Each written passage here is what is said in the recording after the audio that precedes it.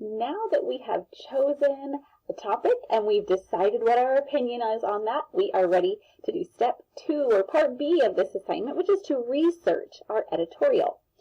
When researching, we're going to go through a couple of steps to find reliable sources and get the information we need to be able to support our opinion with lots of solid facts. So remember, I have chosen my opinion that more people in my town should visit the recycling center and pick up a free composter. So I'm going to walk you through the steps that I'm taking to compose my research. Now I've got it already here, and I'll walk you through those different steps, but know that this took me all in all about 45 minutes. It took me some time to read through my different articles and jot down notes. Remember, I have an adult reading level, so yours might take a little bit longer. Plan out your time. Give yourself plenty of time to read through your sources. Don't expect that you're going to look at it and immediately be ready. It takes a little bit of time to dig in here. So the first thing that you want to do once you've decided on your opinion is think about your 3 reasons. 3 reasons why that's your opinion. So I was brainstorming these when I was thinking about my topic. The first reason I came up with is that composting is good for the environment. Second, I said it reduces trash or the waste that a home produces, and it's great for gardens. So once you know your reasons, you want to think about a question. What question could I ask or search for online that is going to help me support this reason in a paragraph? So I came up with a couple of questions that related to my reasons. So my reason was composting is good for the environment. So a question that I could research or look up would be, what are the benefits of composting?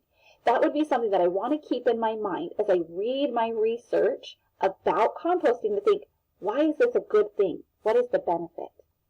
My second reason was that it reduces waste. So my question was, how? How does it reduce the waste that a home produces? My third reason is that composted soil is great for plants and gardens. So my question that relates to that I want to look for information in my sources is, what can I use this compost for? When you brainstorm some questions, you are going to start to look for different sources.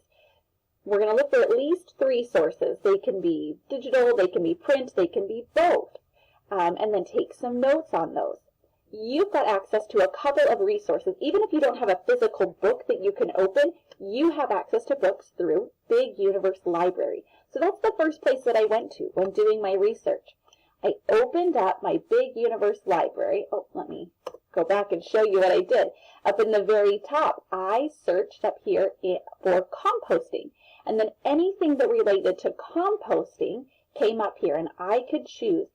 My book covers aren't showing up right now. There's a glitch with it, but the book itself is still there. So I clicked on this first choice, and I looked it over. I tried to decide, what is the grade level? Is that appropriate for us? Well, 2nd to 5th grade, yeah, that might be a great choice. If it's a kindergarten or 1st grade book, you might want to look and see if there's something different. If it's a 7th to 10th grade book, you might want to look for something a little bit lower. Find something that's a good fit for your reading level. So I decided, well, let me read this book. Let me see if this has the information I need. So I clicked Read Book. I opened it up here.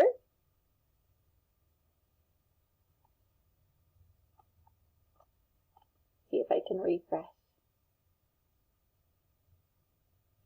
There it goes. All right. And it started me partway through the book because I was already reading, but this had a lot of information. So what I did was I took some time to stop and read through the book. And as I was reading through, I used one of my opinion writing research note pages. So let me go to that page. I guess that was the second one. Here we go. So I jotted down the title. This is called Composting. The author is named Rebecca Pettyford. I found all of that information on Big Universe. It all said it right at the beginning of the book. So I jotted that down so I would remember where I found this information. And then as I was reading through, I would read and say, okay, a well-made compost pile supplies the right amount of water and air so that microorganisms can get to work.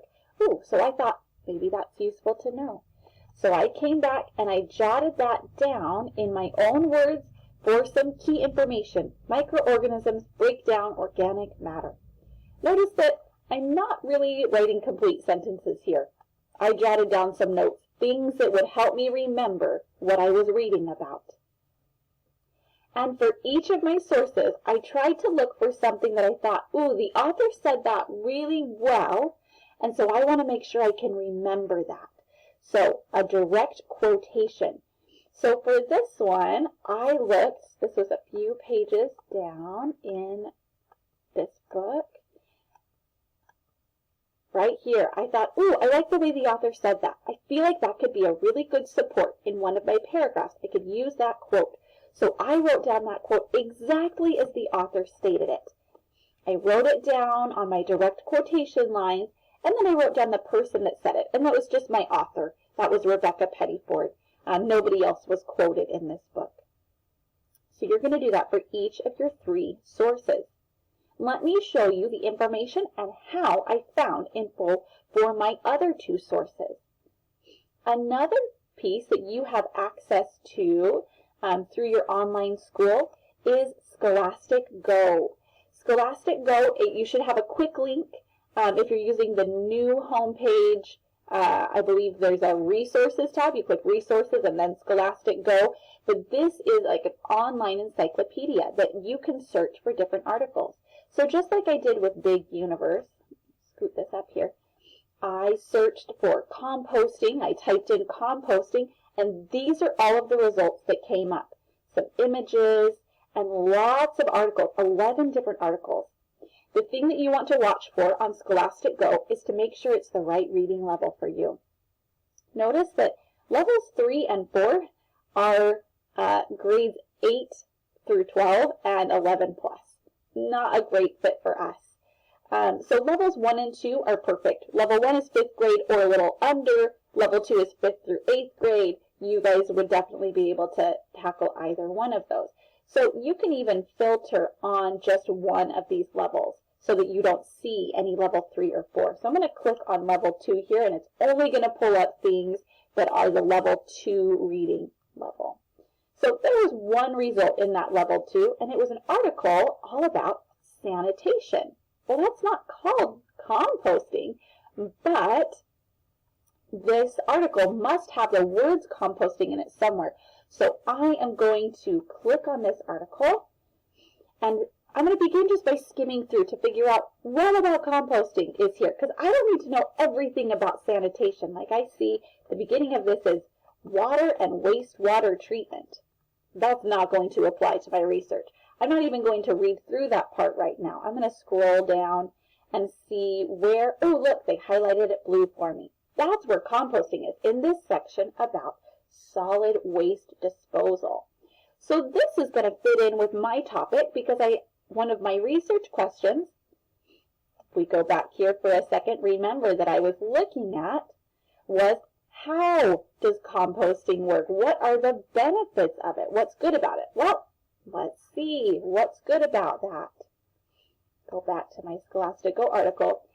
I see that it tells me here that composting is a way to reduce the amount of solid waste disposed of each year.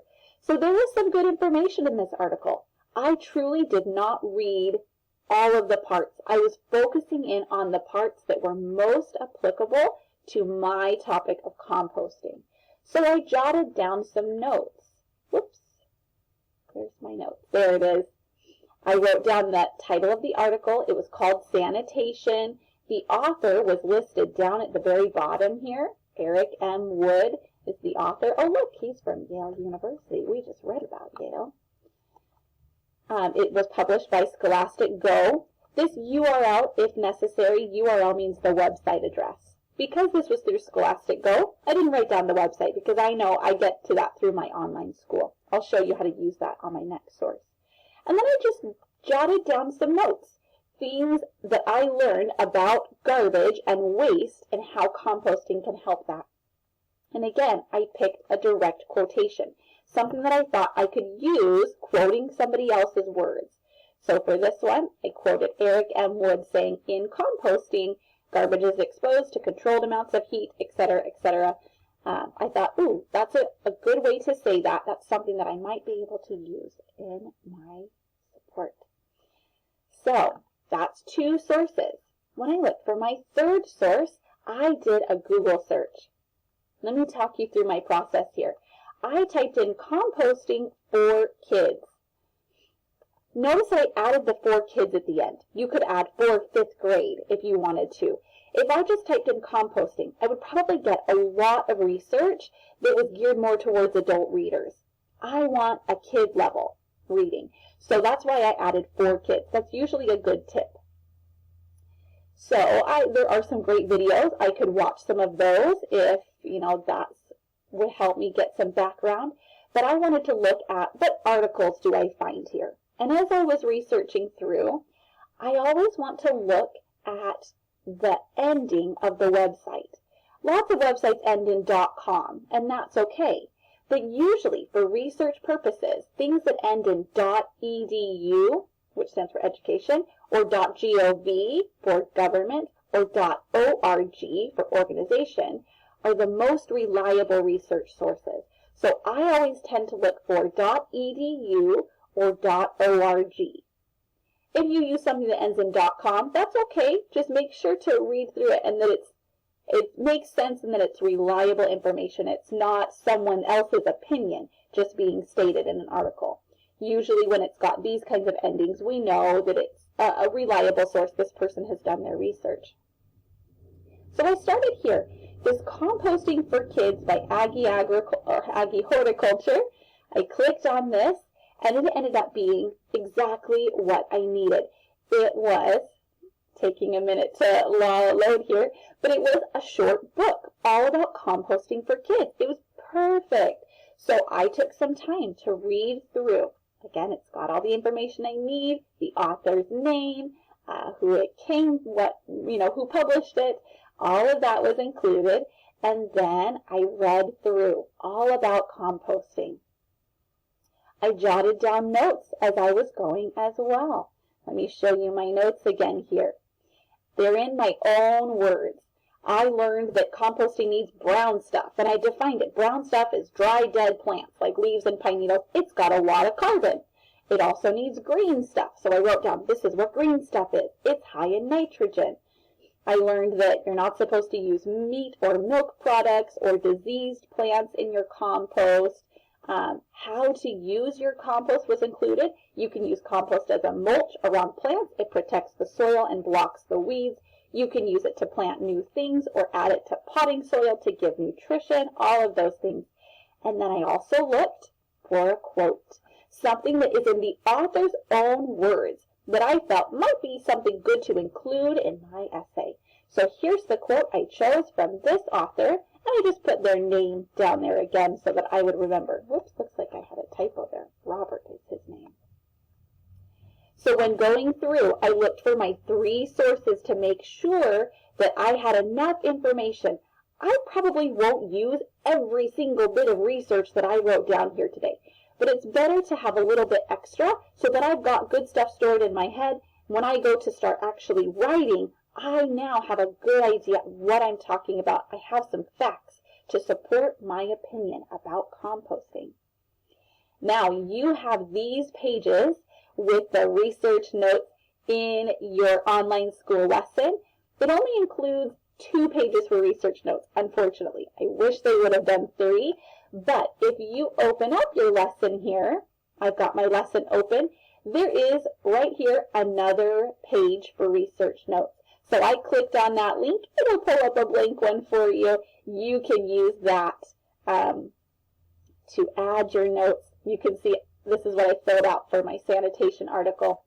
I highly, highly recommend that you do this in your opinion writing pages in your activity book so that you don't lose this information. If you do type it online like I am, make sure you have someone help you save it.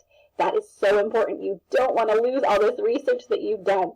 So folks, I hope that helps you get started on the research process for our editorial writing.